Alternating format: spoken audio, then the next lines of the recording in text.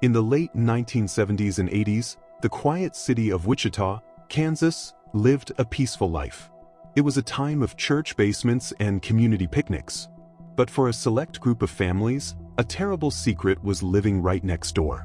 They called him BTK. It was a message left at the scene of a gruesome crime. And for over a decade, he remained a ghost, a man who could enter a home and leave without leaving a trace, all while smiling and waving at his neighbors. But the man they called a hero was actually a monster. His name was Dennis Rader. To his friends and church congregation, he was a Cub Scout leader and a church council president.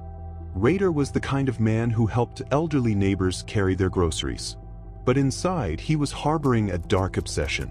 He kept logs of his crimes, cataloging them like a scientist. He was a predator who didn't just want to kill, he wanted the police to chase him. He wanted the fame.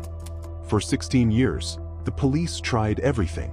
They released sketches, held press conferences, and watched the streets. But BTK was never seen. He was too smart. He wore a mask. He made sure there were no fingerprints. He sat in his car outside homes, watching families sleep, waiting for the moment he would enter. Then, in 2004, he suddenly broke his silence. He mailed a letter containing pictures of a victim he had killed, along with code that only a killer could understand. But the police made a mistake.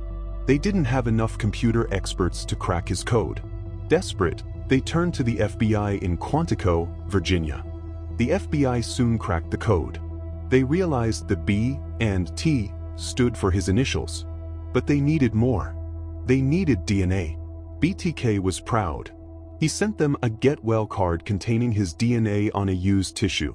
It was a tactical error that cost him his freedom. The Wichita police traced the DNA to the city administration building. They watched him. They knew it was him. In February 2005, they set a trap. They waited while he snuck into his own daughter's home to break in. Officers moved in and arrested him.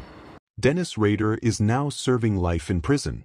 The BTK killer is gone, but the story of how a monster lived among us serves as a chilling reminder.